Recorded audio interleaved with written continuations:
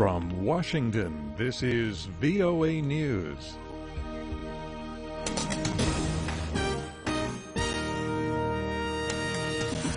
I'm David DeForest reporting. Monitors say Syrian forces backed by Russian air power pounded targets in the eastern sector of Aleppo on Monday. The Syrian Observatory for Human Rights said it has confirmed the deaths of 15 civilians in 5 eastern neighborhoods and said it expected the death toll to rise. Syrian and Russian troops and allied Shiite Hezbollah militants have advanced into a key northeastern Aleppo neighborhood that had been held by rebels for the past 4 years.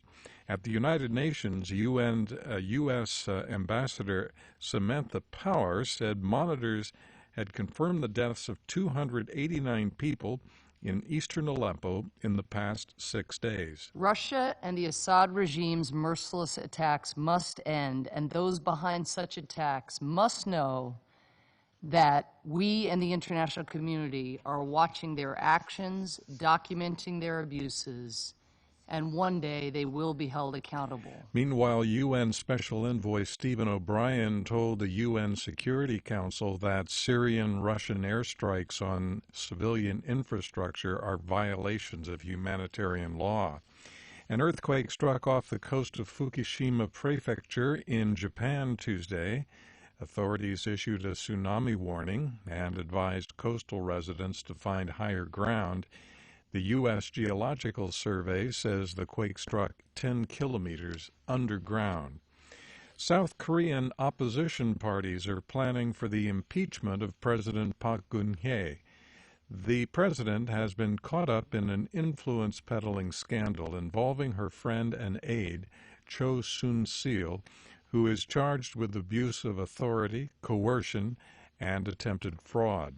The prosecution says it has evidence implicating Ms. Park as an accomplice in the alleged crimes. This is VOA News.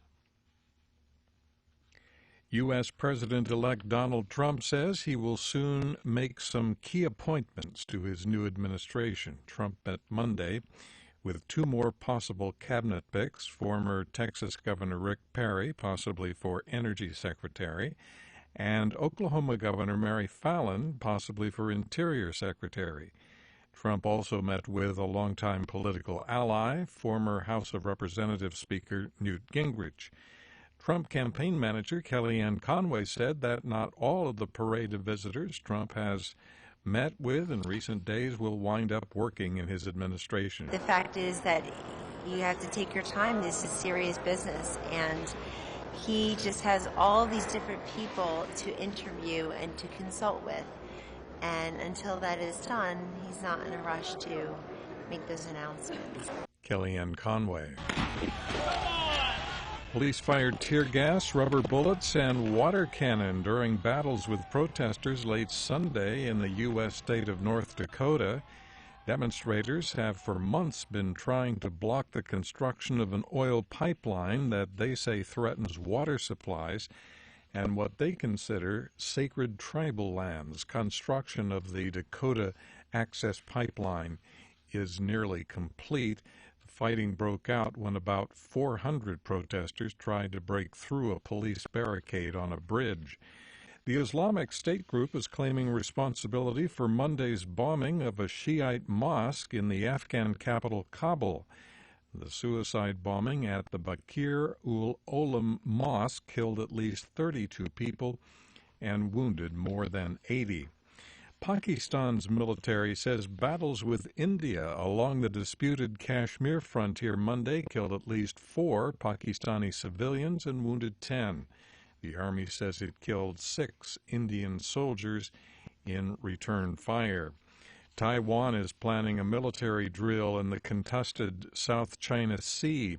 The Coast Guard and Navy will hold a search and rescue exercise near Taiping Island, a Taiwan-held feature, also known as Ituaba. They will practice helping sailors battered in storms and needing shelter.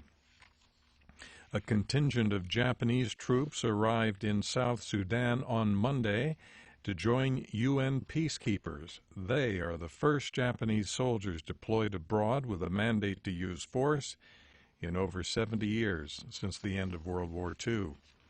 According to a letter published on Monday, Pope Francis has extended to all Roman Catholic priests the power to forgive abortion. The measure, previously in place temporarily for the duration of the just-ended Holy Year of Mercy, is now extended indefinitely. The right to forgive abortion was previously reserved only for bishops or special confessors. Francis stressed that abortion is a grave sin and puts an end to an innocent life, but added there is no sin that God's mercy cannot reach and wipe away when it finds a repentant heart. In Washington, I'm Dave DeForest.